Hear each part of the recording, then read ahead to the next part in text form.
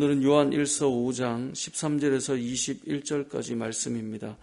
요한 1서 말씀을 보면 이 말씀을 쓰는 이유는 이러이러하다라는 것이 1장, 2장 계속해서 나오고 마지막으로 오늘 본문 5장 13절에 보면 내가 하나님의 아들의 이름을 믿는 너희에게 이것을 쓰는 것은, 그러니까 이 말씀을 쓰는 목적이 마지막으로 기록되어 있는데요. 너희로 하여금 너희에게 뭐가 있음을 알게 하려 함이에요? 영생이 있음을 알게 해주겠다라는 거예요. 당시에 거짓 교사들이 교회에 들어와서 사람들을 미혹하고 또 사람들이 믿음 안에 서 있어야 되는데 그 믿음을 흔들어서 공동체를 떠나는 자들이 종종 일어나곤 했었습니다. 교회 안에 믿음으로 한 사람 한 사람을 세우는 자가 있는 반면에 이 거짓 교사와 같이 믿음을 흔들고 단단하게 서는 것을 막고 방해하는 그런 일들이 일어났던 것이죠.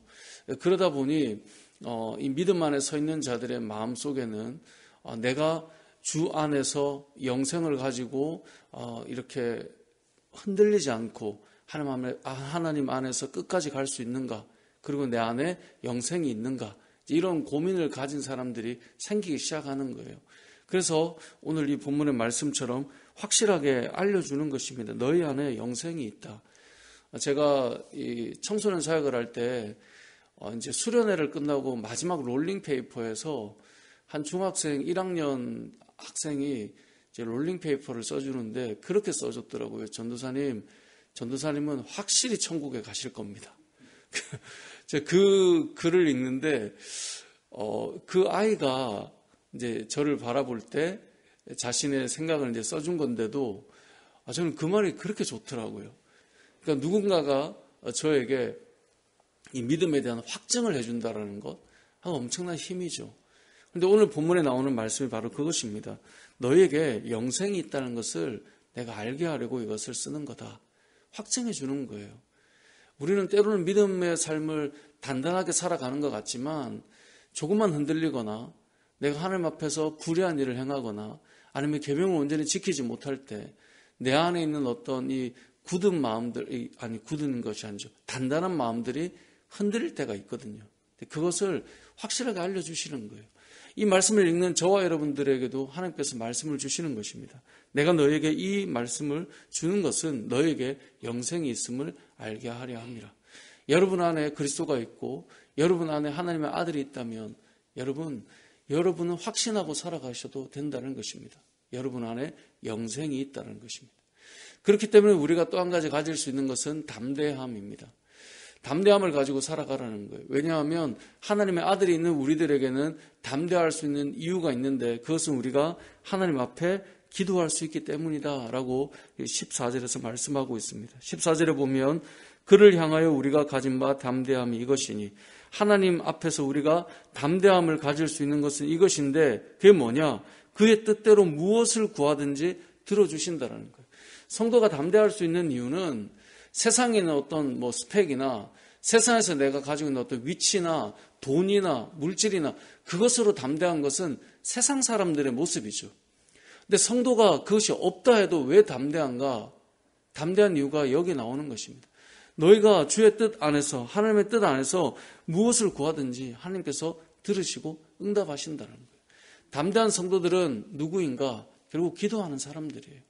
저와 여러분이 새벽에 모여서 우리가 기도할 때 우린 늘 무엇을 얻습니까? 하나님 앞에서 담대함을 얻습니다. 오늘 하루를 살아갈 힘을 얻는 것이고 내가 주 안에 거하며 살아갈 능력을 부어주심을 가지고 우리가 담대하게 살아갈 수 있게 된다는 것이죠. 그리고 우리가 구할 때, 기도할 때 무엇을 구해야 되는가? 16절에 보면 이렇게 말씀합니다. 누구든지 형제가 사망에 이르지 아니하는 죄에 범하는 것을 보거든 구하라. 그리하면 사망에 이르지 아니하는 범죄자들을 위하여 그에게 생명을 주시리라. 그러니까 이 말입니다. 형제가 죽을 죄가 아닌 그 죄 때문에 구원받지 못할 죄가 아닌 죄라면 어떤 죄든 그를 위해 기도해 주라는 거예요. 거기에서 벗어날 수 있도록, 죄의 자리에서 벗어날 수 있도록 기도해 주라는 것입니다. 그러면 여기에서 말하는 사망에 이르게 되는 죄가 있는데 그건 뭐냐? 마태복음에 보면 우리 흔히 이제 말하고 있는 성령 회방죄죠. 성령 회방죄. 그건 용서받을 수 없다 그러잖아요. 그래서 성령 회방죄가 뭐냐? 여러 가지 논쟁을 하지만 그냥 쉽게 생각하면 예수를 믿지 않고 부인하는 죄가 성령을 회방하는 죄라고 생각하면 됩니다. 그 죄는 여러분 예수를 믿지 않고 부인한다면 당연히 구원받을 수 없겠죠. 그래서 우리가 형제들을 위해 기도할 때 저 사람은 구원받지 못할 자야 우리가 판단할 수 없죠. 그러니까 결국은 사망에 이르지 않는 죄라고 우리는 사실 생각하고 기도해 줘야 됩니다. 저 사람의 저 죄를 짓는 거 보니까 저 사람은 정말 가망이 없어. 우리가 판단할 수 있는 영역은 사실 아닙니다.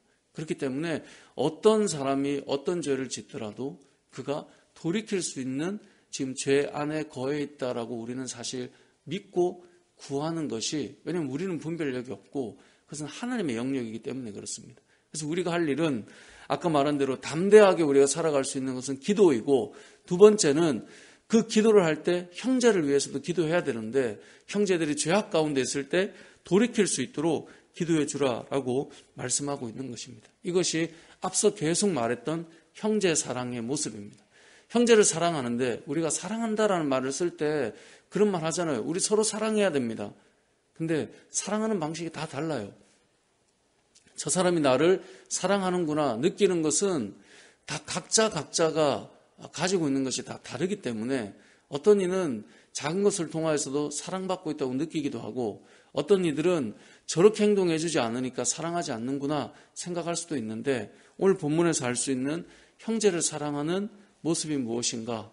형제가 죄악 가운데 있을 때 그들을 위해 기도해 주는 것, 그 자리에서 벗어날 수 있도록 하나님 앞에 간구해 주는 것, 그것이 형제 사랑의 한 모습이다라고 오늘 본문은 우리에게 말씀하고 있는 것입니다.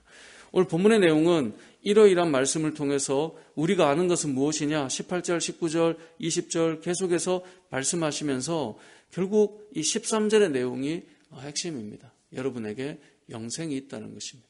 여러분은 하나님의 자녀이고 여러분 안에 하나님의 아들이 거하시고, 그렇기 때문에 영생이 있는 자답게 담대하게 기도하며 하나님 앞에 구하고 살아가고, 공동체 안에 있는 형제들이 주님 안에서 잘 살아갈 수 있도록, 죄악 가운데서 벗어날 수 있도록, 흔들고 미혹하는 자들 사이에서도 흔들리지 않고 담대하게 살아갈 수 있도록 기도하고 간구하고 또 함께 세워갈 수 있는 그런 은혜가, 오늘 이 말씀에 나오는 은혜가 저와 여러분에게 임하고 우리 은혜 올림교회에 임하는 은혜가 있기를 주님의 이름으로 축복합니다.